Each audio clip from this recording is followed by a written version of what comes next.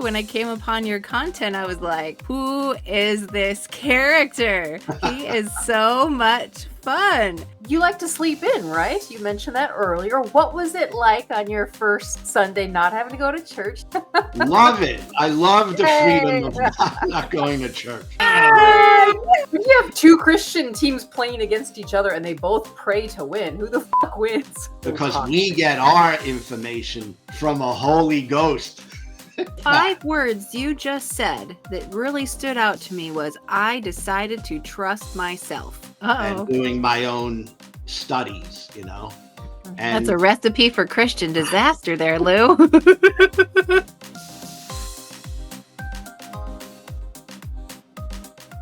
Welcome to the Apostate Sisters interview series, where we hold space for those who've walked away from their faith and are living beyond it. Today, our guest is Brooklyn Lou the Skeptic, a new face in the Deconstruction and Skeptic community. We're so happy to introduce him to you if you haven't seen him yet.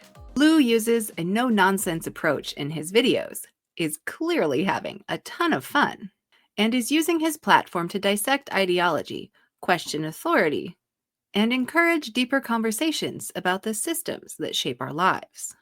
Let's meet Brooklyn Lou the Skeptic. well, how are you doing, ladies? I'm totally honored to be on the Apostate Sisters broadcast. You guys are awesome. You're doing a great work, and you're making a difference. Thank you. Aw, thank you so much, Lou. Oh, I have to say the same thing back to you. When I came upon your content, I was like, who is this character? He is so much fun. And you just cut through the BS and just say what is, and I appreciate that about your content so much. Thank you. I'm trying to be common sense, not so scholastic, but you know, when you're dealing with Christians, you got to get a little scholarly sometimes. Yes, and a little sassy, which you're not shy of as well on your channel. Yeah. I mean, I think that's the beauty of this community, is that all of our voices are really important, because there are people who are going to connect with your content that would scroll on past me and Nancy. It's like finding the right voice for the right listener, and so we just aren't going to go wrong by having more and more voices of people of all different ages, genders, creeds, maybe not creeds, all the things different about us. That's important. Representation, right? Like having some of everybody in this community makes a big difference for its growth. Absolutely. I couldn't agree more. All right. That's why I got on YouTube. All right. I just wanted to do something about, what I'm seeing in America.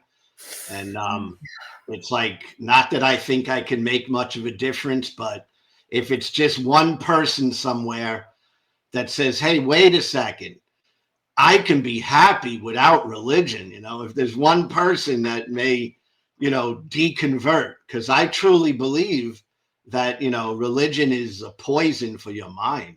Oh, we've often said the same thing, Lou, that if we could just reach out to one person and say, hey, if you don't believe this, and yet you're surrounded by all these people trying to force you to believe it, and they're being manipulated, we got to help them out. Yes, for sure. And if I can, I just kind of want to encourage you about that, because I think it's very easy for us to look at how history is presented and to think, this is I'm not an important person. Look at all these people in history that were important people and they did great work and they actually made a difference. I can't do that. It's easy to think that. But I think most of the time that great man history is bullshit anyway. And change only happens by individuals doing hard work like this, that passion work, right? So didn't accomplish it on their own. They had groups of people helping them out. It's all about the community. We all work together. Yes. But one voice, one at a time, is how change happens. And I think it's really important to remember that and to encourage each other for how powerful it actually fucking is for what we're doing. So It's amazing. thank you, Yes, friend. yes, for sure. We're on the same side on this non-religious crusade, you know. Yeah. So, Exactly. Well, Lou, so maybe do you want to start with the content creation piece and how and why you started that, and then we'll go back and get your religious to non-religious story? yeah. Well, I mean the content I'm doing, I was slow to start, okay? Because I didn't I made some videos, and I have a very close family member who is in the ministry, right? And they were kind of taken aback by a couple of videos I made. And I felt really bad because this is someone really close to me, right? And I stopped. From there. Right? And then I seen what happened in the election, okay? And once Donald Trump won, and I felt it was Christian nationalists who really fueled his victory in the election. I'd had enough, so I'm just going for it now. And I've had the talk with my family member, and they fully understand. So I'm free to go. I don't feel like I'm stepping on anybody's feet, you know, that is close to me. So I'm all for it. And in 2025, I just want to make videos. I don't have equipment other than my laptop, my cell phone. I don't know how to produce anything at all. Like your production is, for me, that's amazing. You know, the things you're doing, you know, you're just editing, and like, I don't know how to edit. Anything I do has to be one shot, boom. Hey, but you can do that, bud. So and keep in mind, Lou, we have the two of us working on it as well, which is very helpful. But yeah, it did take a lot of time to figure all that out. Yes, and I'm hoping this year to get some help somewhere along the line. Yeah, you know, maybe find someone who wants to work with me that's good at doing some editing and producing, making a background or some sort of an introduction.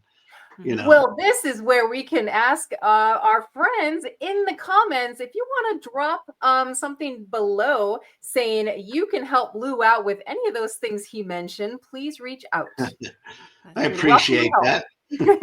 There's a lot of wonderful people in this community, Lou, and so many talented and creative people, and so willing to help other people who need it, especially like content creators. They want to help get the information out. So I don't think you'll have any trouble finding people to support you. Yeah, I appreciate that. And I want to find that community. You will. Because I'll tell you, I've been an atheist for about probably around 12 years. And I don't really, you know, keep a calendar or an anniversary or anything like that. Well, yeah. But it's been probably around 12 years. And most of it, I, you know, never even really spoke about it, you know. Like I really kept it to myself. Only very close people to me, you know, knew that I didn't believe in God. All right. And the one thing about religion is it does give you community. The community is based on a bunch of falsehood, right? But there is a community. And the community could also turn on you. So it's not all great, you know, because they could turn and take their knives out and stab you, you know.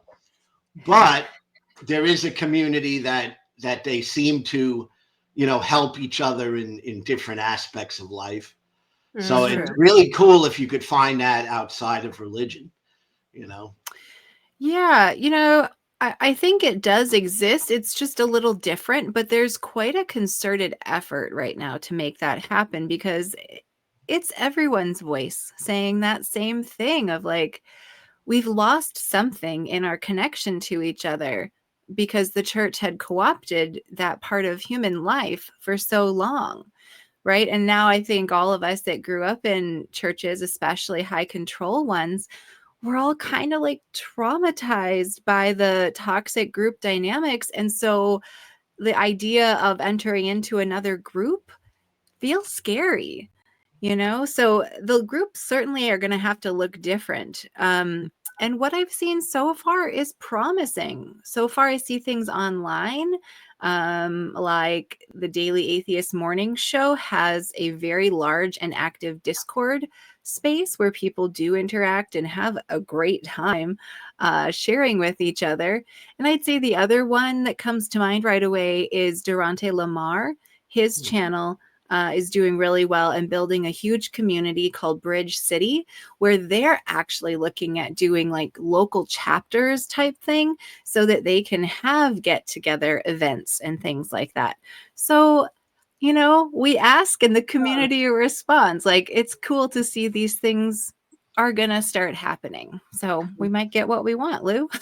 Yes. And I watch the Morning Atheist show quite often. I don't really interact very much because I just kind of, I get up late and I'll put it on and it'll be sitting there on my computer while I'm, doing some other stuff. Yeah. But, and I enjoy it. I like it's very casual. People, they're free. It's not very, there's no debates going on, which for me is really pleasant because on my channel, I'm mostly just debating, Christians, So it's kind of like nice to just relax and feel like you're amongst people with a like mind, Absolutely. So shout out Chris Mallard of the Daily Atheist Morning Show. Yeah. I normally get his comments as well. I like he comes on at a time that's perfect for when I wake up in the morning. So I just turn him on and do my thing, make breakfast or whatever. But it's a space where people can laugh. And I think humor is so needed, sorely needed in this space. And we don't really know where to turn to for that, or we don't feel comfortable at a place where we can laugh about these things yet because we're still so like traumatized by so much of, the religious ideology. Oh, yeah. And Durante, I watch his stuff. He cracks me up and he seems like a guy I would have grew up with, like years ago. I mean, he's like a guy that I would have known that was a Christian guy, Yeah. He really just has a way of saying things that are like, oh my goodness, buddy. Like I sit and I'll watch a video and I have to hold myself back from just like typing the amazing one-liners in there and be like, did you hear what he just said? The whole thing is like inspirational quotes. Yeah. Everything he says, like, where did you pull that out of? You're very suave. Yeah. But again, all those voices. It's great. Yeah, I would say Durante, for me, is like a cool cat. He's a cool guy. Yep. Right. Yep. That's why I he seems like a guy I would be friends with, in my life. Yeah. Mm-hmm. I love that. I love that. Yeah. He's great. I've had a chance to meet him in person, and that was just a wonderful afternoon to spend with him and his wife Darnea. Yeah. Yeah, I saw a video by his wife. I just didn't even get a chance to like look at it yet, but I noticed she did some sort of a video because Durante said my wife's video or something like that. Yeah. She has her own channel as well. Yeah. She's more of an agnostic, and I know she writes a lot of poetry, and then of course she's supporting her husband a lot. She does quite a bit. Yeah. Yep. Yeah. Well, so now that everyone has had a chance to go check your channel and subscribe to it, go do it now if you haven't. I'm so curious to hear how you came up in the world. I know it was in New York. So what did that look like? What did the world of Christianity and your life look like for those years? All right. So I'll try to make it short, but at least hit the various points, right? So when I was really young, my parents were Catholic. So they baptized me as an infant. And when I got older, I went to catechism, which is where they teach you, the religion when you're young. And then in the Catholic Church, they have a first communion, which is a pretty big deal. They call these things sacraments, Okay. So you go there and then they give you a first Holy Communion. And then there's confirmation, which is like in 5th grade. So then you're supposed to be like confirmed as a Catholic, I guess is how they see it. Okay. So that was my like most original early introduction to Christian ideas. But from there, I Can I ask you a question about that? Was your Sure. family like really into it and like believed it and did like, all the stuff at home too? No, it was just like you go to church and that's it? Yeah, no, they weren't into it. I mean, they got into it. My mom and dad really got into it, but not when I was young. All right. They just kind of believed that, children should be brought up with some sort of a Christianity, So Right. It's good for them, right? Yes. It was like, I think in that generation, they thought of it as a discipline, keep you on the straight and narrow, keep you from doing bad things. That's the way I think they thought of it back in those days. Sure. Yeah. But I learned stuff about Christianity there, which was Catholic doctrine. I didn't really buy it all. I went to the classes with some of the kids that were in my school, young boys at the time. And some of them were really into it, and some of them made fun of it, whispering, right. So it was like a mixture. So I didn't really feel like I truly believed it, but it was what I was taught, Sure. And after that, I went into the learning about the religions, the Christian religions outside of the Catholic Church. So my dad got me a Bible. I don't remember what age, but I was pretty young. And it was called The Way. It was a Bible like for young people. And of course, it had a bunch of commentary because in Christianity, I'm sure commentary is more important than the actual Bible, right? I know. I was like, wait a second. The Bible's not self-explanatory? Right.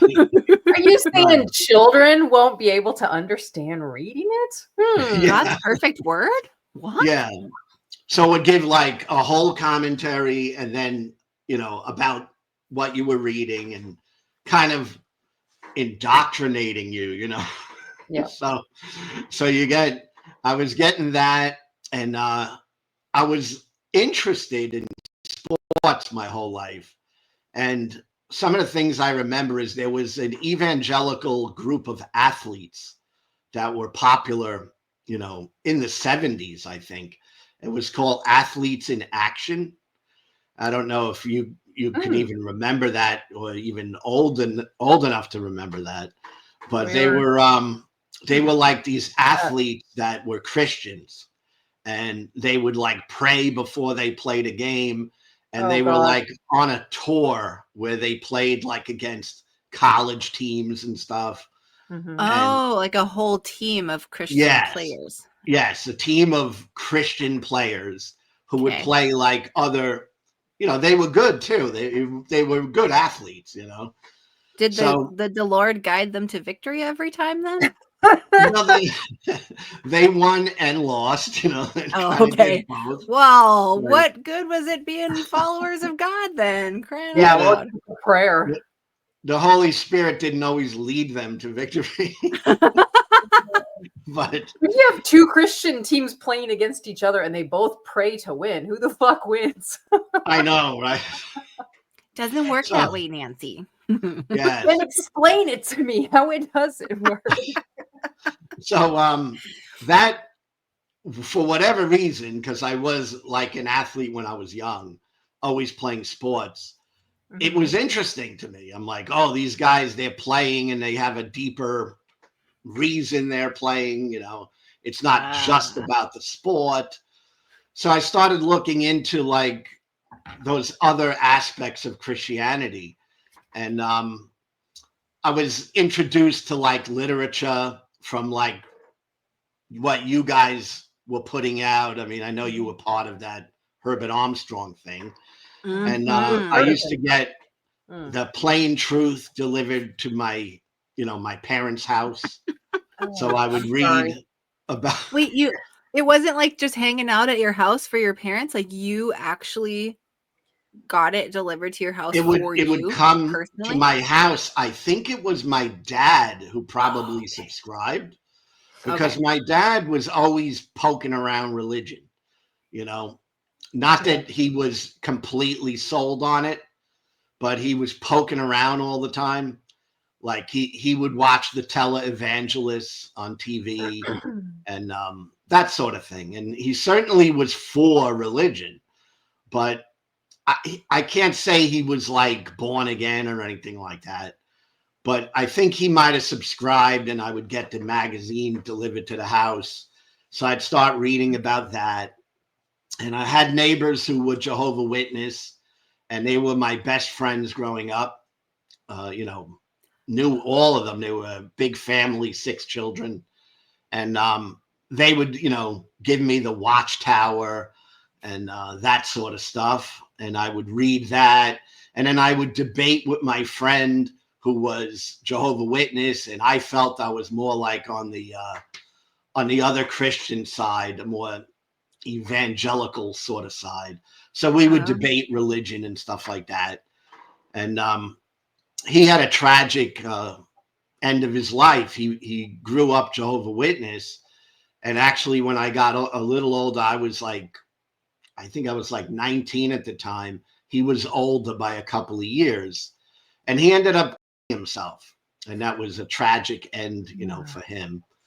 And part of that was religion, part of it. I'm not going to say it was all religion, but it definitely played a role because he was, into that high control religion. And what happened with him is he got disfellowshipped and thrown out of the religion. Ooh. So his own family had kind of turned on him. Oh. He lost his support group. Yeah. Yes. So it was kind of tragic. But, fast forward about somewhere around when I was 25 to 28, in that range, I became a born-again Christian, dedicated my life to Jesus. And I finally made that decision that that's what I wanted to do. And one of those. So now, Lou, I'll tell you, I'll be very honest and say a lot of my religion chasing had to do with chasing a boy. Any chance your religion chasing, getting into being born again, had anything to do with a woman or anything? About girls and stuff? Mm-hmm. No, here's the thing. Okay. And we're amongst friends, so I'm gonna. Indeed. All I am is winging it and telling you the facts. I mean, I'm a straight man, and I was a straight boy, so of course I liked girls. That was like, a big deal. But no, the girls that I knew weren't like born again or that stuff when I was growing up. All right. A couple of the Jehovah's Witness girls, I had a thing with a couple of them that were neighbors of mine. But that was, secret because, you can't ever say anything, right? Because, I mean, if you were a Jehovah's Witness girl and you are caught, doing anything like that, you're in trouble, right? I think the more culty a church organization is, like, the freakier the girls are, for sure. Yeah, I actually thought that was kind of cool, really, because I'm sure you did. Because I did meet a few Jehovah's Witness girls through my friends, who I grew up with, and some of them I related to well in that way. You related to them, huh? It was a spiritual experience. But I didn't, it was my decision to become a born again Christian was my own. I Okay. mean, it was my You weren't own chasing tail. self indoctrination, Yeah. and Okay. I was married at the time, young married, and Oh, all right. yeah, and I turned my life over to Jesus in an emotional kind of vulnerable time in my life with my young wife, and I lived that life, till about 12 years ago. So it was Wow. quite a few years. I was May I in, ask, in was your wife in church, or did she convert with you or anything like that? Your wife at the time? she converted after me, but Okay. not too far after me. Okay. So, Oh, and she's my ex-wife. yes. I'm Okay. not married now, Yeah. but Gotcha. at the time she converted. Maybe, I mean, I was a part of her conversion, because obviously I was preaching to her and all that, and she In your no converted after. nonsense kind of way there, Lou. Yeah, and she's still a fundamentalist, born again Christian. So Mm. she never got out. Gotcha. Oof. So you spent a good, let me do the math. Is that over 30 years as a born again evangelical Christian? Woo. Well, I'm 62 years old. Like I Minus said, 12. I don't keep a calendar, but about 12 years ago, I considered myself out. And Okay. prior to that, from when I was like at least 28 to 12 years ago, I was, in the evangelical Christian world. Okay. Yeah. So you had a good 25 years of bathing your brain in Christian stuff. That's Yeah. yeah, Yeah. right? I Sure. mean, that's what's that? I said for sure. Yeah. Yeah. So then what were you like as a Christian? Like what did it look like you participating in that environment? My life as a Christian wasn't super steady. You know, it went up and down a little bit. When I first became a Christian, I was that on fire, Bible believing, run around Mm. preaching the gospel sort of guy. And that was my everything. I gave up everything in my life and put it aside to follow Jesus. Oh wow. So that went on for, you know, I don't know how many years, but quite a number of years where, they call you on fire. You know what I mean? You're like, you have to tell everybody about Jesus. And, I was part of a church called Calvary Chapel, which I'm sure you've probably heard of. Mm-hmm. Right. Yeah. And I didn't have a bad experience with that. All right. That was in New York. And after that, I moved to Florida. I was involved in like a kind of a fundamentalist Methodist type church that was pretty more like on the evangelical side rather than traditional Methodist. It was kind Okay. of like swinging towards more of a contemporary feel. And then I went to California, was involved with the Assemblies of God, Oh, yeah, very that's a good popular one. denomination. So kind of on the charismatic side then too. Yeah, I always considered myself semi-charismatic. I never was into like the full-blown, crazy stuff. Like no talking in tongues, you're saying? No, I made that video joking around, by the way. I never spoke in tongues, but the furthest I got with like the charismatic stuff, it was only one time I was slain in the spirit. Oh.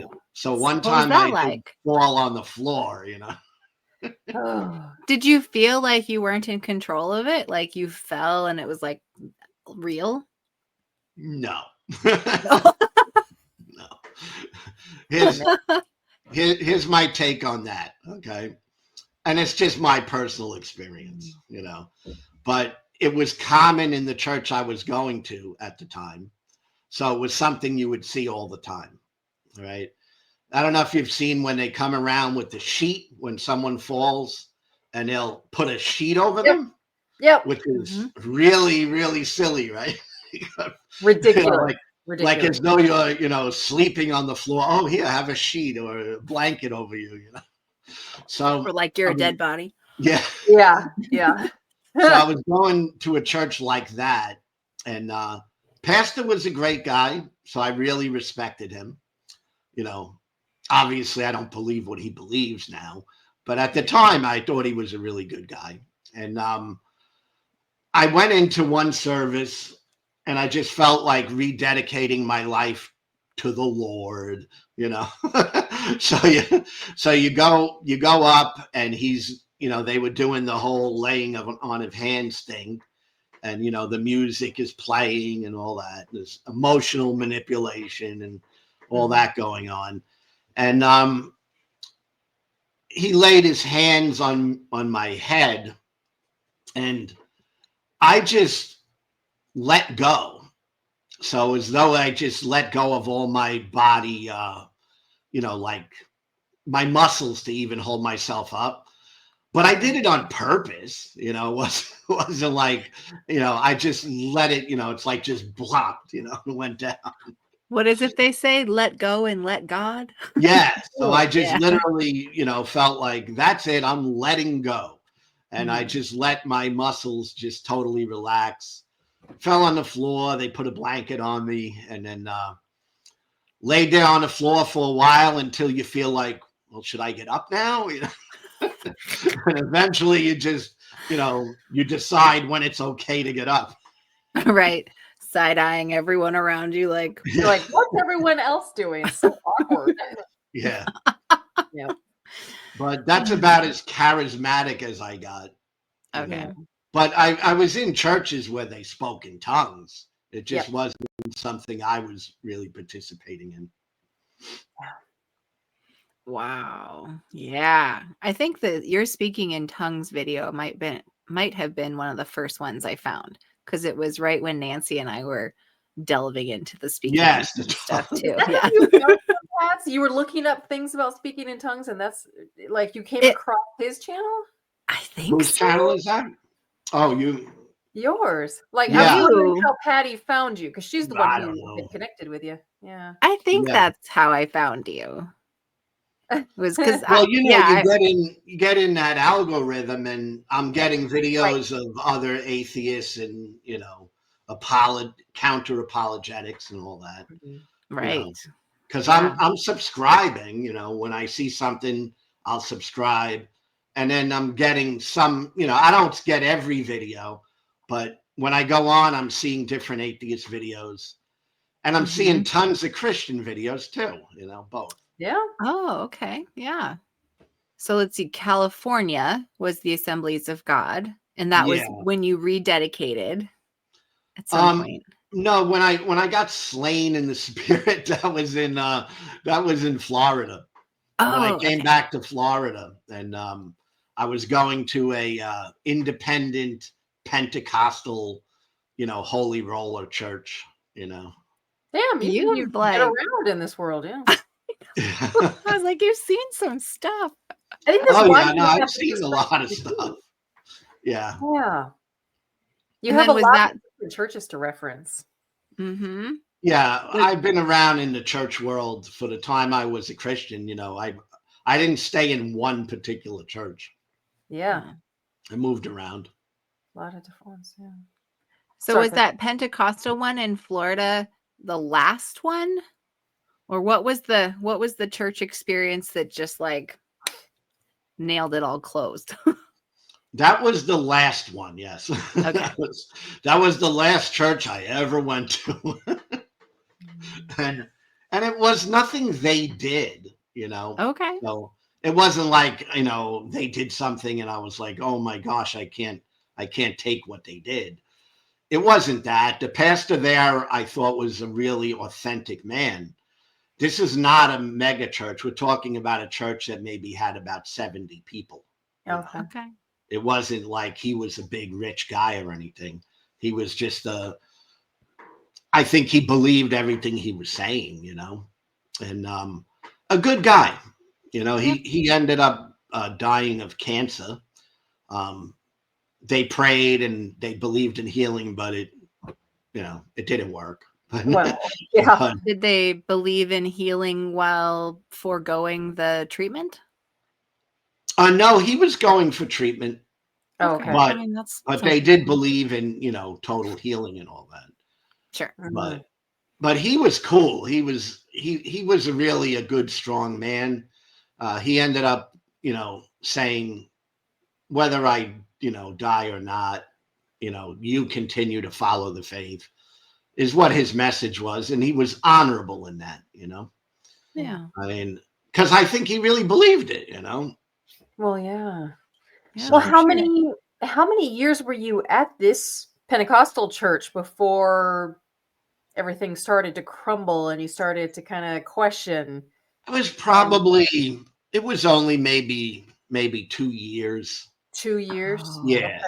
And Well, so what did make you question then? I'm so Yeah. curious. well, Script. I started studying, all Yep. right, and I started. Uh, I was always into apologetics, Mhm. all right. So you know, I read the books by, um, you know, Josh McDowell, Norman Geisler, the guys who were trying to defend Christianity. So I Mhm. was into that, and Mhm. I would read those books to try to keep myself in the faith, you know, figuring that there was, you know, good reasons for the belief that I had. And just started doing my own homework and researching outside of the Bible, outside of church, and Uh-oh. doing my own studies, you know. Mhm. That's a And recipe for Christian disaster there, Lou. yeah, yeah, and And it one stuck. by one, the things I thought were true, I kind of was finding not to be true. So it became like, well, one thing at a time would fall. You know, the first thing was like my literal interpretation of scripture. Yeah. That fell once I learned about evolution. And once I learned that, you know, the Genesis account could not possibly have been literal, right? Mhm. And so then I was like, well, that's not literal. All right. And then my study about the canon and how the canon came into being, I started Damn. realizing, you know, this has man written all over it. It's not really God written all over it. It's, you know, men making decisions, you know, about what book, you know, should be in this official canon. And then critical analysis of what I read in the Bible. And I started realizing that I just really wanted to believe, you know, more than anything. I really wanted to believe in God, you know. And I went through a hard time in my marriage, which is, you know, we ended up divorcing, but I started really looking at myself and trying to figure out what I really believed, you know, and if I could trust myself. That was part of my like journey out, you know. I started thinking, you know, what am I going to do? You know, am I going to trust what I've always believed?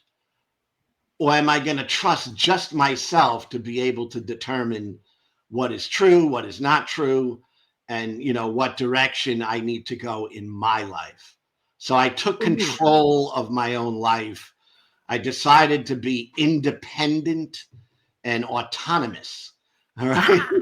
So, Yeah. so I am very struck by what you just said because I have identified over and over the ways that churches, especially high control ones, try to tell you you don't know, you can't know. You're never going to be like, don't lean And on here's your own why. understanding. Like, Yeah. They That's know what what's an going to happen when incredible people way. research Yeah. on their own. Yeah. Okay, so but like what you're saying right now, what I'm hearing is that you just were researching these things. It's not like you were listening to debunk or atheist stuff yet. Is You were that trying correct? to. Well, stay in the- my first study was on evolution Yeah. because Okay. I wanted to Oh, know yeah. if like Adam and Eve was a real thing, right?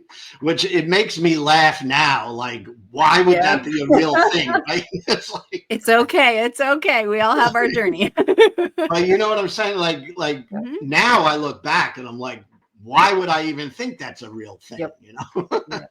But at the time I thought it was a real thing. And then I realized that I was just on the wrong side of that argument, that, you know, the evidence for evolution was, you know, overwhelming. And I realized that I couldn't take the Bible literally, at least those stories, right? Mhm. Okay. So So it step shifted one. me to like a more well, it's not literally true, but it kind of gives you a good moral framework type of thinking, you know. And I'm not ready to leave yet, all right? But after one after the other doctrine came tumbling down, eventually, you know, I realized that there's this, it's just fake. That's it. It's not real. All right. And Oh, once that happened, I had to look at myself. Yeah. And I looked at myself by myself, just kind of like how I came into it in a way. I went out the same way. You know, I looked at myself and I asked, what am I going to do? Because I really don't think these things are true. You know, I don't think they're true anymore. And I decided to trust myself, and I realized I'm not going to believe this stuff anymore.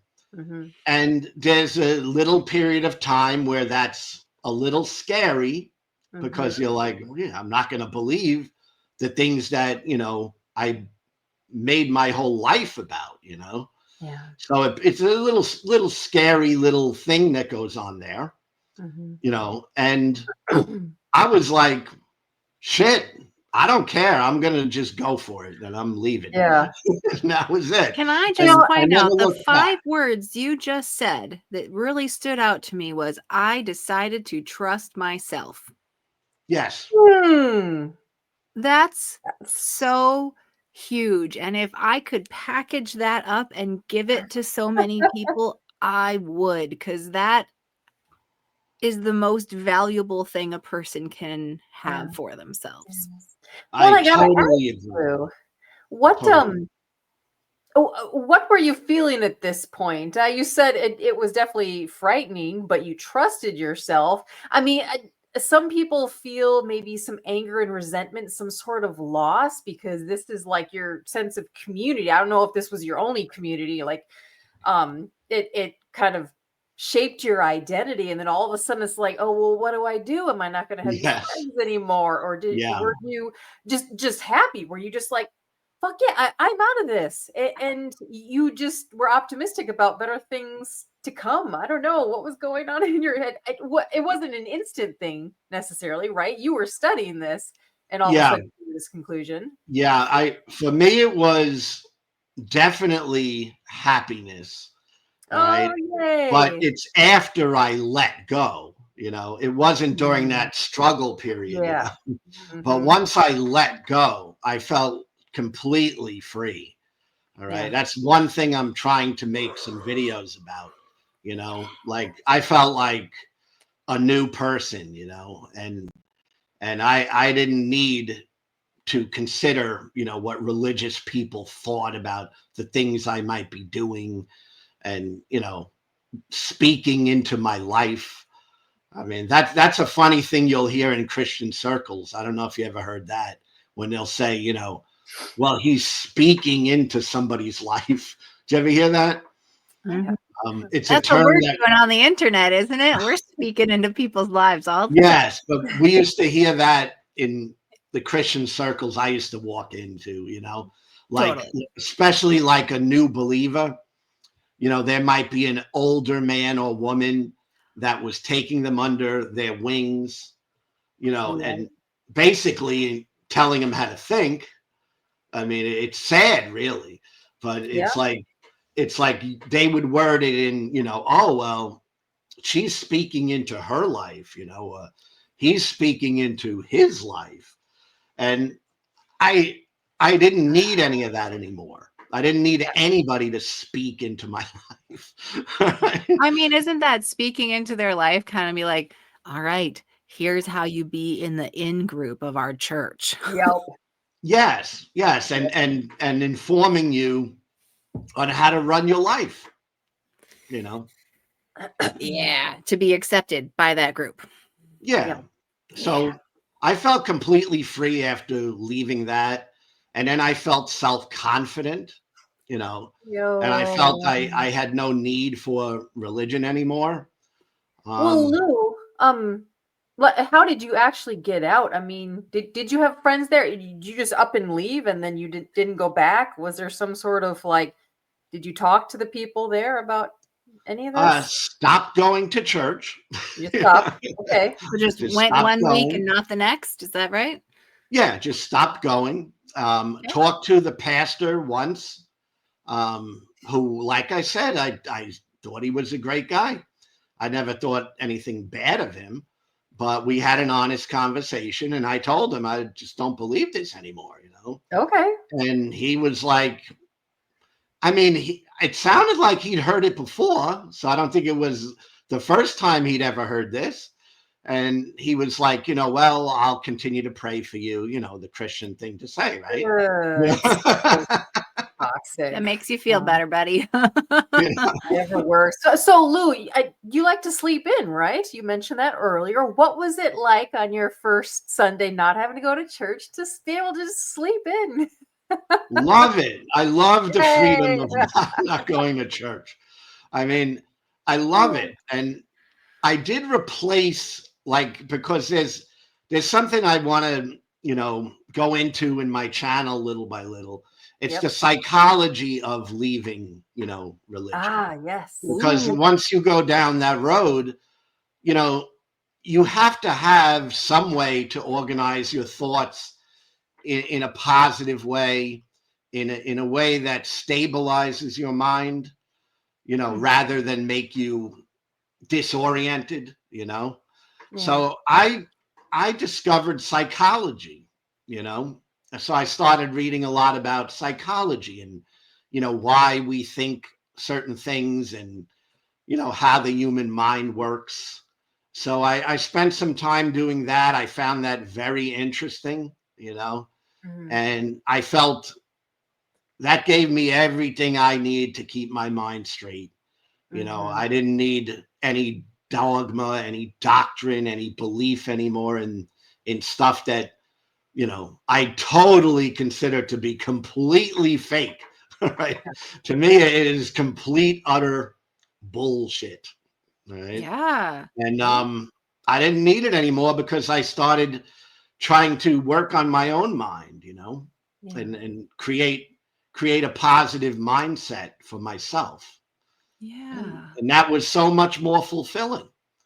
Now, I did do some wild things, but I don't regret any of them because I call it fun, because I was, really, Lou?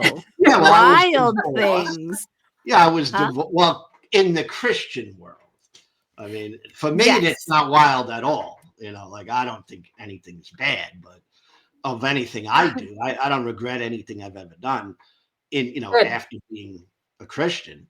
When I was a Christian, I would have felt guilt, I guess, but after leaving religion, I felt free to be myself, completely I felt comfortable that I had a good moral foundation. I never wanted to hurt anybody. I didn't want to cause harm to anybody. And I wanted to build my life, based on secular morality, Yes. And but which I feel is more genuine. for sure. Oh, absolutely. Yeah. And more real and more, Yeah. authentic, Yeah. without a doubt. All right. But that's where I went with that. And when I say wild, I don't mean like I did anything criminal at all. Mhm. I was divorced. So I dated a lot of women. All Mhm. right. I didn't lie to them. I never lied to a woman. It is not my thing. You All right. sweetheart. And I started smoking cannabis. Oh, Yeah. Now, what So are the laws down in Florida for that? it's legal as a they had medical, Oh, it is. Okay. medical. And I do medical cannabis, Mhm. right? But I did it for entertainment purposes, so, I but mean, and then I created my own way. I went into selling computers and trying to generate, income that way, and trying to be independent and autonomous, not needing any relationship, but valuing people and valuing win-win situations. And kind of yeah. did that. And eventually, like right now, I'm in a relationship with my girlfriend, and we have a more traditional relationship. Although, of course, it's not traditional because we're not married, you know. but we do live together, and I've lived with her for the last 7 years. Okay. Yeah. Oh, you're almost to common law marriage. Yeah, how long is common law? I don't know. Is that What even do they real? consider? Is that a real thing? yeah. I don't know what the year is. Well, that's awesome, Lou. I mean, the psychology thing, the fact that you use psychology to be your like unfuck my brain like rock is so cool to me. Mhm. And it's a Yeah. huge aspect of deconstruction. And your Yeah. videos, Lou, are so clear and concise too. And if you were into apologetics and now you're on the opposite end of the spectrum doing that shit for deconstruction, that's fucking great. I feel pretty glad that we have you on our side, Lou. Well, We got to you early. I used to, believe it or not, I used to argue for Christianity, like I said, on that side of it. And That's why I think we're so lucky that we have your clear voice on the atheist side and not arguing for that anymore. Gosh. yeah, and the apologetics have changed a tiny bit. The arguments have never changed. They're the same. Nope. So there's nothing new that they're saying, but there's strategies that have changed, Mhm. and their approach has changed. And to me, it's like they're actually losing.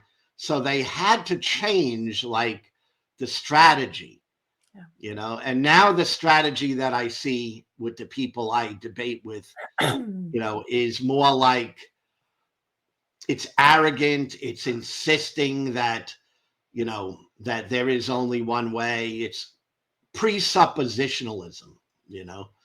It's like it starts with I'm right and you're wrong, and it's obnoxious, and it's not about like proving the existence of a God. It's just No. like kind of going round and round and trying to say, well, you don't believe in God, therefore you have nothing to live for. To me, that stuff is so silly. It's like, what are you Yeah. talking about? Right. I got plenty to live for. I live every day happy. I love my life, but they'll tell you, you have nothing to live for, You bring up a great point with the counter apologetics and how it's changed. And I feel like I've come across that idea too, that it's like, it's not like the apologetics are trying to convince people to become Christian anymore. It's more Right. just like Mhm. Narcissism. making, well, it's like the people who are already Christians or were already indoctrinated when they were young. It's like the things they're saying is just to be like, no, you are right. It's okay. Don't look outside. You know, it's like to Right. reinforce what they've already got, and which is why I feel like they're just trying to keep who they've already got and make them have as many babies as possible, because they Ugh, realize on the like yeah. intellectual level they just aren't going to win, you know? Yes. Right. And there's a power dynamic that wasn't there when I was young.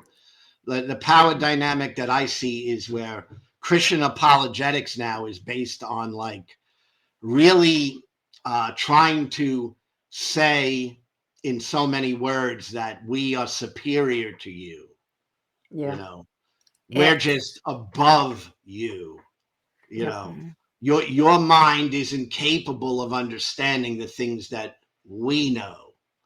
You know, because Ooh. So because toxic. we get our information from a Holy Ghost. Doesn't it sound fucking ridiculous when you say it It's out loud? totally Lou? ridiculous. Oh my god. It's Oh my gosh. it's so ridiculous. Ah, Oh, and I'm sure a lot of people do feel embarrassed, like because they believed in this for so long. But again, that's where the psychology comes in, right, Lou? You're Yeah, gonna help with that.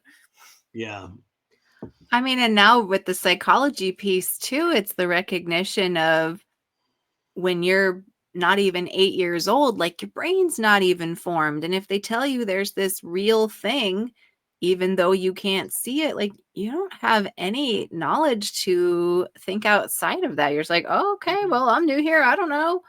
And like, how many little kid brains have we messed up with that shit, you know? That's oh, what we're trying to it's stop, the indoctrination. Yeah. I mean that's why I feel our voices need to get out there. That's the very reason, because Mm-hmm. they are organized. All right, Yeah. they go to church every week and they get their brain filled with this stuff. All right, so They it's have kind had, of like, they're hearing it and hearing it, and yeah. most people don't hear the atheist voice too much, Yeah. because all they're hearing is the church and the religious stuff that's all around us. Mm-hmm. So it's like we have to become a voice that people do hear. We have to normalize, atheism. Yeah. You Yeah, know? Mhm. that's definitely what we're all working on. And I think people also forget that churches have financial backing that goes back thousands of years. And that was something that didn't really register with me until we were talking to Secular Rarity, Elliot, because he does a lot of coordinations with the atheist community. But it is hard to plan things like this. Well, why can't we go places and meet other atheists? Well, we don't have tax-free donated dollars that come at us at the ready. Yeah. People aren't guilted into it or told you have to do this to be in God's favor. So you have to give this money. No, we don't have anything like that in place. Yeah. Mhm. We're taking on a giant Yeah. for sure in So America. And we're David in this yes, scenario. in this That scenario, we're was true. David. I But got my rock right here, y'all. yeah, Here we go. Get ready. Here comes my rock. yeah. But here's the good news. We actually are on the right side. Hell yeah, So we are. that's like what always, like, I never have a fear of debating a Christian. Mhm. The Christian could be smarter than me. I recognize that. But I know that I have the truth on my side. So Yeah. it's like he's going to go through all kinds of, you know, tying himself in a knot because he doesn't actually have the facts or the evidence on his side, you Yeah. know? So you said you do debates, Lou. Are you taking like phone calls on your channel? No, How do you I mean, my channel is small. So it's all I'll do is I'll go on live and I'll invite anybody, Christian or non Christian, to come on and talk. Okay. And I get Christians more than non Christians who want to debate, Okay. you know. Awesome. So it's not formal. It's not like I'm having a formal debate, but these conversations could go on for a long time. Oh yeah. But your conversations are incredibly intentional, and I think that's so important. And what a neat concept that you're doing that, just hopping on there and be like, yeah, let's fucking talk. Yeah, I love it. I think that dialogue with Christians is important. So I definitely don't think like I don't want to hide away from Christians, you know. I mean, Mm. I invite the conversations, and I like I said, I don't feel anything other than someone can be smarter than me for sure, but they don't have the facts on their side. So no Right. matter how smart they are, it's like the absolute truth is not in their favor And that's because where the they're psychology making this comes stuff in. up. Yeah. They'll try to use psychological tactics to try to put you in a whirlwind to get around that, because if they get to that point where they know they've lost the debate, well, they'll start deflecting, they'll veer off. They'll come up with all kinds of stuff. They deflect like crazy. All right. And they go into philosophy quickly because they don't have anything, no real demonstrable evidence for their Yes. claims. So they realize if they're talking to someone who they're not going to be able to go down that road with, they'll quickly shift into philosophy, and trying to make that you're not thinking this clearly enough, because if you go down the core, you'll get the stuff like everything has to have a cause, they'll go down that road, which is nothing. I mean, it doesn't prove anything no matter who's saying it. It's just that they don't have real evidence. That is worth reminding ourselves on the daily, I think. Yeah. Oh yeah. I mean, you sisters, I'm sure can debate a Christian apologist. I really believe that. All right. Because Probably. Patty will. Oh, good. ultimately it really is more common sense than people realize, Yes. I mean, when you get all, once you go through all these arguments, it's still common sense, Yeah. and I enjoy that part of it.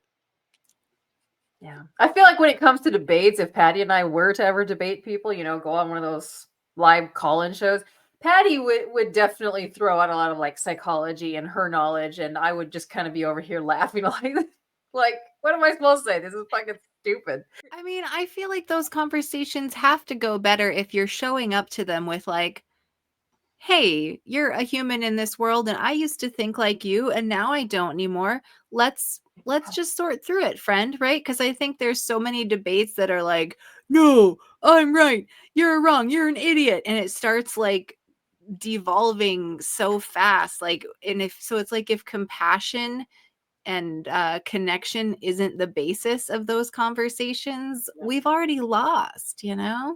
Yeah. And the Christian world is being taught and trained to make these arguments. All right. Yes. So that's, you got to realize, they're investing a lot of time and effort into making these arguments. And even though they do that, it can be beaten by just common sense, like the most, to me, the most simplest argument when debating these apologists who, go to school to learn how to beat atheists, you know what I mean? But the simplest argument is hiddenness, God is not detectable. I mean, we're not seeing him. But it's not just seeing, we're not detecting him in any way. Right. He's hidden. So but we're not supposed to, Lou. It comes down to faith, don't you know? Well, yeah. And then faith is nothing more than, something that you decided that you want to believe. My question is often, if that's the case, then why put your faith in this thing and not this thing over here? Yeah. Why? Conditioning. Yeah. Yeah. Well, Lou, so I'm curious where you would like to see your channel go from here. Maybe you're like, you know what, I'm just having fun and wherever it goes is fine. But I'm curious, like, who do you want to be watching you and where do you want to take it? Yeah. Well, what I would like to do is grow the channel, Yes. because with growth comes a little more influence. It's just the way it is, Mhm. and your voice becomes a little more stronger because there's more people that pay attention to what you're saying. Mhm. So I want to grow the channel at least to get, um, a community of people, you Yeah. know, who maybe I could help them when they're talking to their Christian uncle, you know what I mean? Or they're talking Yeah. talking to someone who's trying to persuade them into the faith or back into the faith. And I want to give them a little strength, all right, and courage to seek truth, and not just settle for something because of peer pressure or pressure Mm. from family members, or cultural pressure, political pressure, but to actually think for themselves. So that's kind of what I would like to see happen, you know. Yeah. Well, we're certainly hoping that you get a lot more subscribers from being on our channel too. I mean, we're not an enormous channel either by any means. We haven't been doing this long either, but this community has an unbelievable way of helping each other out. So I know there's a list that Apologia puts out with like new atheist content creators. So if you're not already on it, I do suggest reaching out, or maybe we can talk to somebody about getting you Yeah, added. well, he does it at the end of every year. So, Oh, at the end of every year. yeah, Okay. so it might be a little while, but I have a good feeling that you'll be on Pelagia's 2025 new skeptic channels list there, Lou. Yay. Well, like I said, being I was on Godless Granny, Yeah. right, Oh, which yeah. was amazing. I Mhm. found that amazing. And now I'm on the Apostate Sisters, and I find that amazing as well. Thank you. Right. That's Ah. funny because Godless Granny was actually the very first interview we ever did, like on somebody Mhm. else's channel. And we were Yes. audio only up until that point. And then she invited us when we had like 17 subscribers. And there our faces were like, oh shit, we're doing this. Yeah. She's wonderful, Yeah. especially with new content creators. Oh, Mhm. Yes. And I'm very grateful. So I yeah. want you to know that. I'm very grateful because building a YouTube channel is definitely not easy to do, you Nope. know. There is It's a lot of pieces that goes into it, for Yeah, sure. Yeah. yeah, it's not easy, and just getting the help of anybody, like-minded people. Like I'll have anybody be on my channel. It doesn't matter to me. I mean, Mhm. I'm doing something tomorrow, not on my channel, but with a person who he was on my channel, and he has his own theology, and I don't mind that because his theology is as good as the ones I was exposed to. you know, you Are you know. talking about Day and Dark Light? Yeah, Yeah. Oh, yeah. yes. You've He's heard he's you've heard of been him. You know him.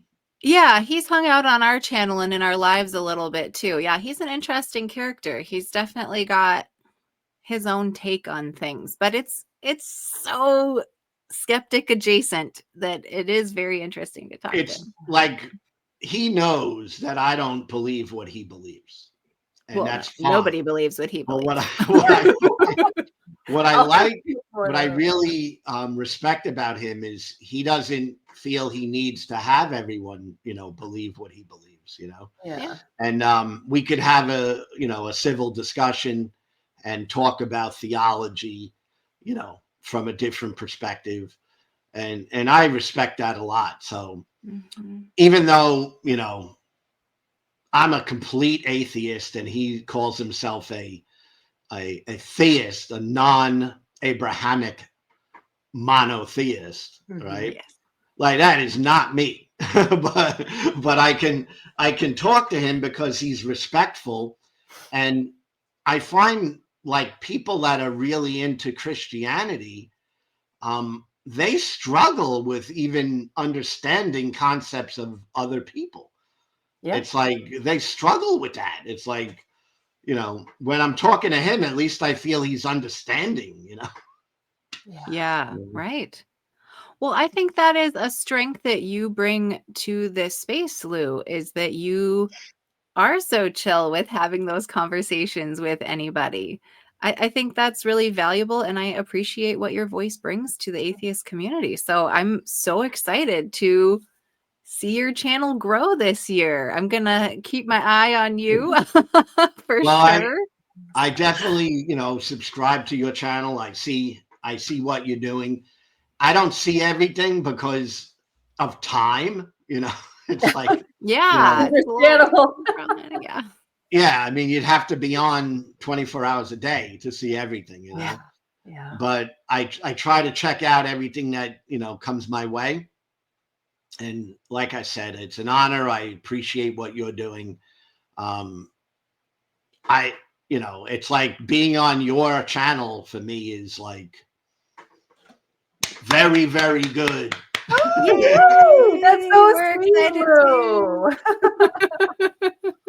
I can tell you're a genuine person. You are such a good Yes. speaker. And I just wanted to say too, I admire that you totally are not intimidated by people. Like you have something about you. Like you're chill. You're ready to take them on. Like Justin of Deconstruction Zone is also like he knows what he's talking about. He doesn't let Yes. people intimidate him. And unfortunately, I think we would have a lot more people in this space if they felt more comfortable, but they know what's coming to them. They're going to get, Christians and believers after them and threatening their lives and attacking them. And that makes people uncomfortable.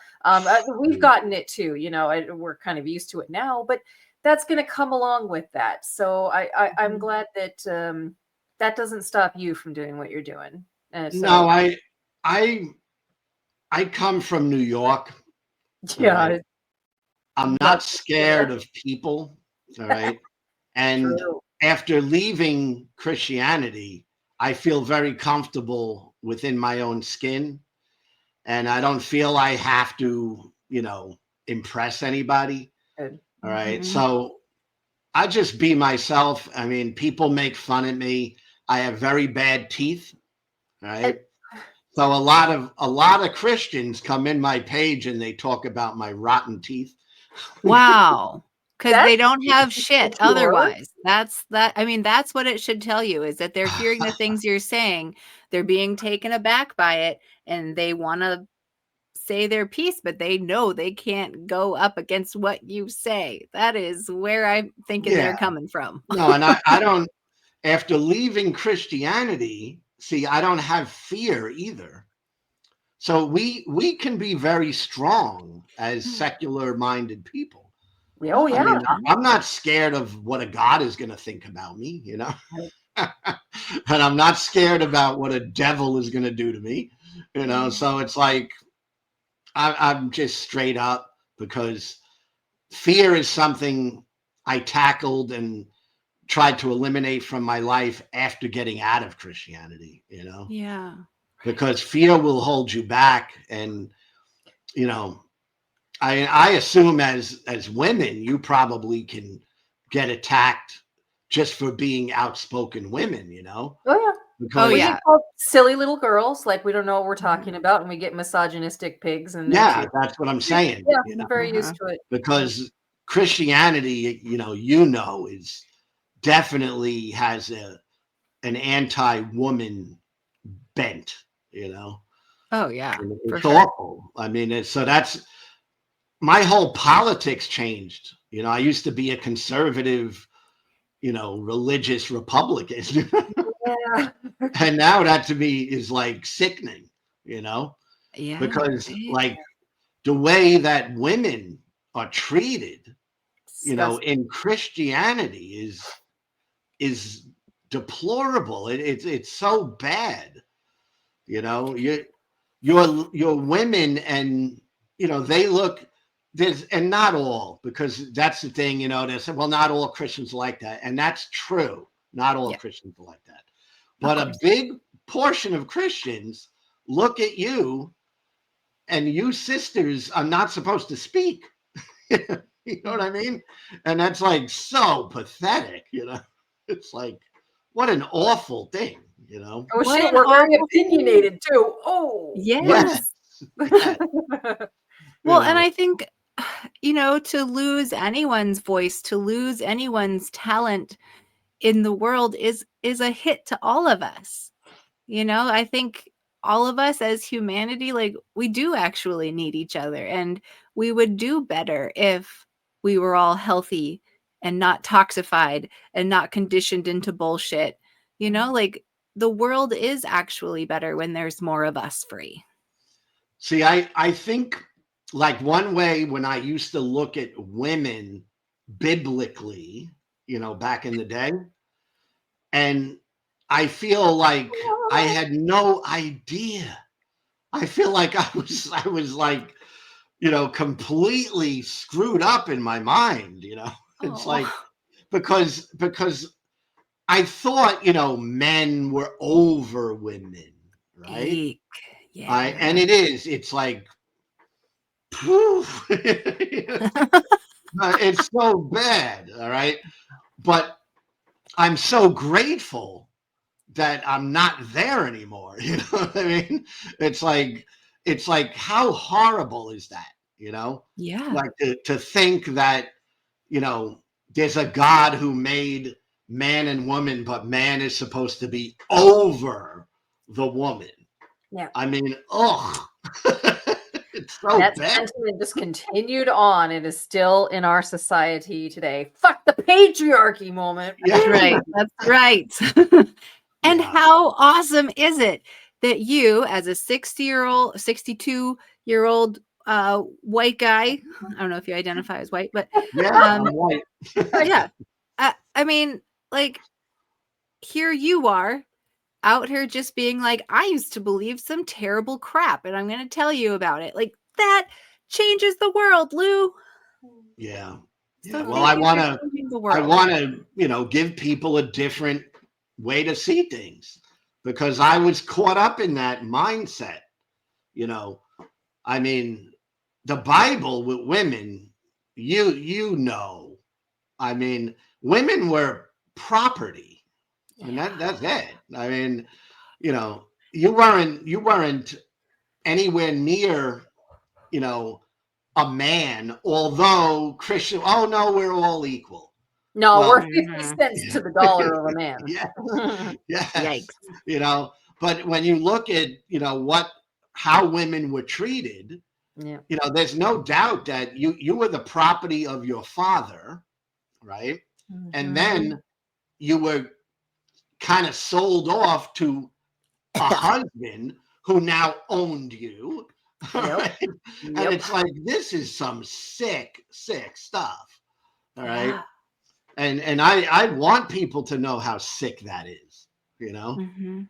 because that's like, I can't even believe like that I would even have thought such things,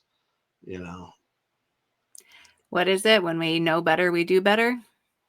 Yeah. Yeah. Yeah. Humans have this incredible way of deluding themselves. It's like, right from wrong, but you've convinced yourself otherwise because of this over here. Mm-hmm. It's just kind of looming in a certain part of our brain. It must be. We know it's You know, there. Early conditioning. You women are strong women. Yeah. Okay. And that is going to, with Christian men, there's some Christian men that are not going to take kindly to that. That's true. Because, yeah. But It's that's like, why I'm so glad that men like you are out there saying the things that need to be said. Right? So this is a situation where we can link arms and make a difference together. And I'm so here for that, Lou. Thank you for being absolutely. in this space. Hey! I've learned how to love women as an atheist. Okay. So, and that's a whole, whole deep conversation, but You know, Ooh, you I can't will remember that. We you might have to can't have you another can't conversation about love that. women if you think you're better than them. It's impossible. All right. You can't love women if you want to control them. It's impossible. I mean, that's why there's so many of these abusive relationships, right? Men dominating, a woman, and it's awful because there's no way that I would see that as love now. But as a Christian, I could find, biblical references that would say, oh yeah, you have to control a woman, Yeah. and it's like, this is sick. This is like an illness, it's like psychopathy, it's Yes, really weird, it is. It's ridiculously close to psychopathy, actually. yeah. It's Boy, like that. it's like you two are women, okay? You should be independent and autonomous. Of course, you're going to have relationships.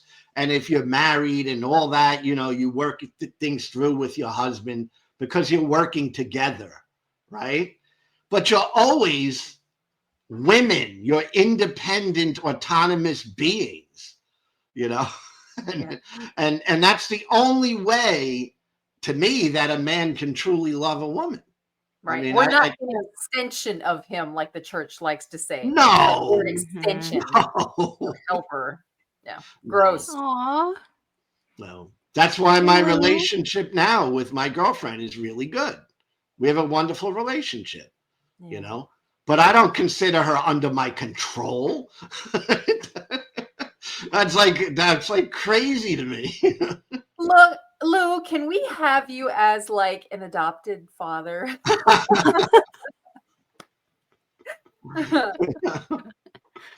I mean, I always tell my girlfriend, you got to make up your own mind. You got to do what you think is right. You know what I'm saying? If she asks me for any advice, I'll tell her what I think. But I always say, you are a strong woman. You can do what you feel is correct. You don't need me to tell you what to do. I mean, what a lucky lady she is. What a terrible way to think of a relationship. Right. Like, to me, that's like far out. It's like, but man, when I was a Christian, that's all built into the religion. It's crazy. It is crazy. You seem like someone where the scales have just fallen from your eyes, and it's just so great. Now, Lou, is there anywhere else on the internet, like social media or anything, that people could find you, or should they just go to your YouTube channel? Just YouTube. That's all I'm doing. Fair enough. That's all I'm doing. And we fully expect to see more interviews popping up for you in the future. We'll watch for those, right? Mm-hmm. Yeah, I have one I want to do with you. I'm sure you know who it is. I just got to get in touch with him, but he interviews like anyone who's a non-believer. Is harmonic atheist Tim. Oh, yeah, Tim, absolutely. He's another first stop. Yep. Yeah, I want to work with him on something. I know he has quite a following, and his interviews, I watch them a lot because he's getting into a lot of the psychology of why people are caught up in this. Yes, he does a lot of deep thinking on this stuff. Yeah. And I admire that too. And if there's he's trying to, it seems like he's sincerely trying to be a better man, Oh yeah. And protect his children. Yeah. Yes, and particularly a better father, Yeah. Like, I brought up my children in a certain way, whereas I wish now, but you can't go back, but I would have done things a little different being a secular thinker, Yeah. But you can't go back in time. You got to move forward. That's right. But we have a lot of opportunity to make different choices and make right now. So it's all good.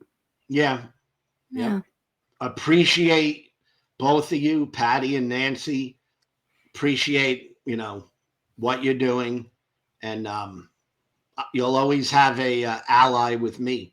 Thank you, Aw, Lou. thank We you, friend. appreciate that. So if the Christians come and try to beat up on you, let me know. At least I'll go in and get back at them. Yeah. Hey, Lou, go get them. You're like, Lou, can you respond to this one comment, please? We just need a little more. Yeah. No, we're safe. No. So I think about that a lot, actually. And I remember as a kid, like, growing up knowing that, like, oh, God sees and knows everything, right? And it was such a great idea to become an atheist and be like, oh, there's not a God watching me. This is great. Except for my phone and the Google Home and all of the devices that are listening to me all the time. Like, shit, we made it. We made it ourselves. What are we doing? I know. And what a horrible idea that was, right? That God is watching everything at all times. Right? Yeah. And it wasn't real, but now we have a real thing that is, guys. Like, that's why we just make jokes about this kind of shit. Like, atheists are always making the joke, yeah, okay, God's always watching, but that means, yeah. Exactly. He's watching you masturbate.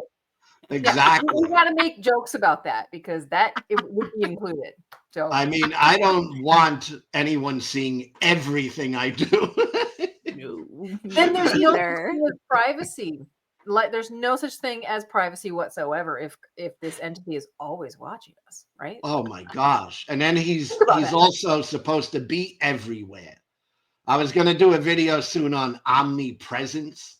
Oh yeah, because he's in my room while he's in both of your rooms, and then he's in everywhere, right? Omnipresence. He's everywhere.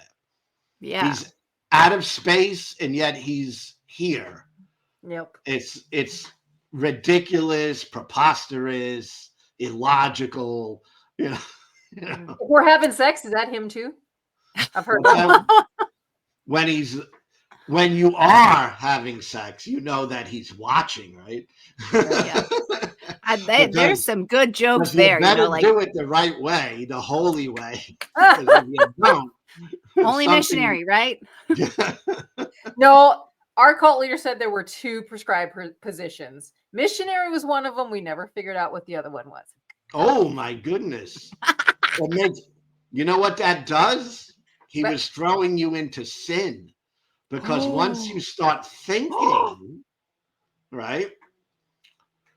Once you start thinking, like that was a weird thing with Jesus, right? They say he was tempted in all things. Mm-hmm. Yeah. Right? That Hebrews 4:15.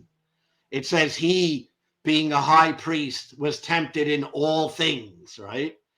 And yet Jesus said in I think Matthew, that if you were to look at a woman with lust, you've already committed adultery. So you might as well. You're already guilty, right? Yeah. But how in the world did Jesus look at someone in any sexual way, man, woman, or whatever? And if he did, wasn't he guilty of the very thing he was talking about? That he thought of something? Maybe he didn't have testosterone. Well, I don't know. That's a question I've been asking some Christians. They get all bottled up about that, by the way. They ask, did Jesus ever have a sexual thought? Did he ever think about something sexual? It's a hard question for them to answer. Because if he did, then he's kind of guilty of the very thing he spoke about. He thought something, right, about somebody who was not his wife, right? Yeah.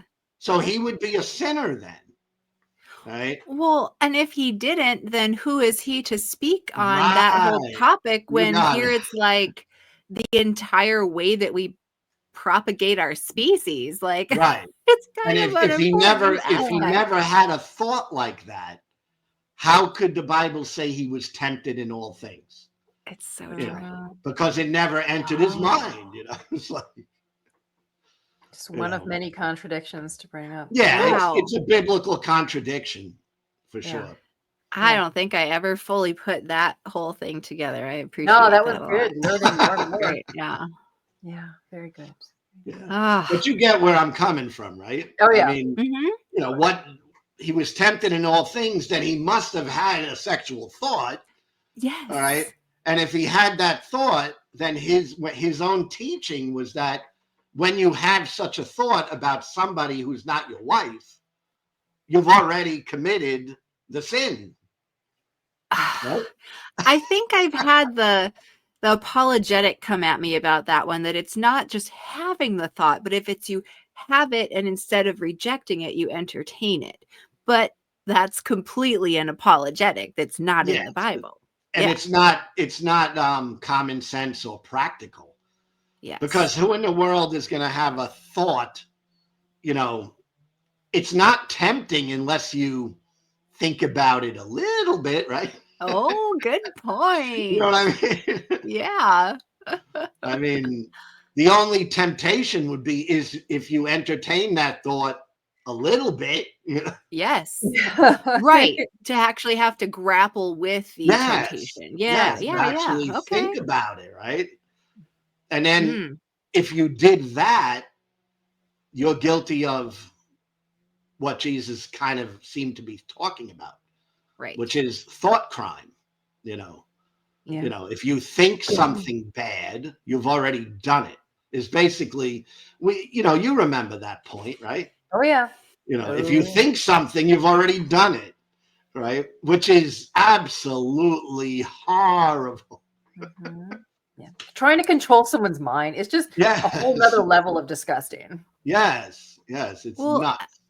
And I think people trying so hard to do right by all of those things that don't actually make sense, like we tie ourselves into knots and we like clamp down our own intellect and creativity in service of trying to make that shit that doesn't make sense make sense. Yes. That's what makes Christianity, when you're in it, it doesn't free your mind. It ties it up in a knot. And that's part of what I'm trying to want to help people do, is untie that knot and feel okay with, hey, I could think about this. Like even with, sexuality, it's okay for me to look at a man. And if I find that man attractive, that's okay. All right. Now, I personally am straight. All right. But there's nothing wrong with me if I was gay. This is perfectly fine, Yeah. I mean, there's absolutely nothing wrong with that. But religion comes in and says, you can't even have that thought, right? You can't even think like that. And yet it's natural for certain people to have those thoughts. Well, so you're making me think against yourself, Yes. I mean, you're making me think of like our trans friends, because here, like, can you imagine, like, I'm a cis person, so I can't really imagine, but I've tried to think about it. Like, imagine being taught you have to be this way. It feels wrong.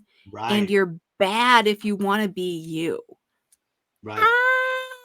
And to see, we're coming full circle, because I know Christian nationalism was the catalyst for you and this content that you do. But to me, it's like the Christian nationalism, they are using the people who are most marginalized, who already have it the most difficult, and they're punching down and they're hurting them the most to see what the rest of us will do. Yes. And I find that so incredibly infuriating. And so every chance I get, I'm going to remind everyone that trans lives matter, and that trans rights are human rights, and healthcare is a human right, and Black Lives Matter, and we are all just these humans on this planet trying to make it. Absolutely. And when religion comes in and does that thought crime thing, it gets very devastating to the human psyche. I mean, it Yeah. really does. It becomes very harmful. All right. I started this conversation, I think, mentioning an old friend of mine who was Jehovah's Witness, and he Yeah. unalived himself. But part of that was he was gay. All right. And that was totally unacceptable, Mhm. particularly back when I was young, you know. Yep. Mm-hmm. And he shared with me all of his struggles with that, you know. Oh, And I never, I considered him like my best friend. All right. But, you know, back then, and it's gotten, I would say it's gotten better, but the whole Christian thing is trying to pull it backwards, yeah, you I know, know. because he could not accept that he would have thoughts of men, right? Oh, poor Because guy. that wasn't allowed in his religion. Okay. Right. And you're dealing with somebody uh, mentally and psychologically who cannot accept themselves. Mhm. And if you can't accept yourself, there's just no way I think you could be mentally well. Mhm. So, I want people to accept themselves, you know. Now, of course, you can improve, because that's what these religious people will say. Well, what do you mean? He might do something bad, and he should not accept himself. No, you can accept yourself and still work towards becoming a better person, but you Absolutely. have to accept who you are. I mean, you can't fight with yourself. All right. And Christianity does that. It makes people fight with themselves. They're Mhm. in shame and guilt, and they're always, you know, I can't, they get to a point, I can't tell anybody, I can't say that I had that thought that day, because the people around me are going to think I'm not holy, you know? And it's Yeah. like, you're just hiding from yourself, Mhm. right? You're hiding from who you really are. And that can have a physical effect too. Oh my god. That just gets into your body and causes all kinds of physical ailments also. Yeah, there's a battle. Mhm. You're not Yeah. whole, you know. But Well, Not yeah, and if you don't see yourself as whole, don't accept yourself. God damn it, I'm so glad you got to this point because this is important shit. yeah. It's like if you don't think that about yourself, you're probably not going to like take good care of your body for your health care, your food, your exercise, all of that. And Yeah. so, It's yeah, I all mean, circle again. Yeah. And you're yeah, not going to right. know how to love another person. Oh, There's no way, because that comes into being comfortable with who you are, to accept yeah, another person as who they are, right? I mean, Mhm. you need yeah. to be able to do that. I mean, you can't have love for another person who you just want to make a project, right? And I'm going to change everything about you Oof. because, Mhm. I really love you, but I got to change all this stuff about you. No, And that's right. If Not our really love. bad. Not goal, love. if our goal in loving a person isn't for them to become more fully themselves, then yeah, we're Yes. doing it wrong. Yes. Yeah. So the Mm. religion goes into all these aspects of your life, you know, and it goes into all it replaces a good form of psychology with a belief system that is actually dangerous to your psyche. That's how I see it, you know. I would agree with you entirely. Yeah. You know. And that's why they call it a belief system, because it's systematic. Yep. That system Ooh. runs your mind. Right? Dropping the truth bombs like they're hot. Yeah. Well, Lou, thank you so much for hanging out with us this afternoon. I'm so grateful. Thank you. Thank you, Apostate Sisters. Oh, you're very welcome. You're welcome back anytime. And So everyone, if you have not done it yet, go ahead and subscribe to Brooklyn Lou the Skeptic over on his channel. Link is in the description, and we'll catch you next time. Like and subscribe. like and subscribe. Thank you, ladies. Thank you. Lou, this one's for you. Oh, where's my Till heart? next- There it oh, is. There you go. That's for you, Lou.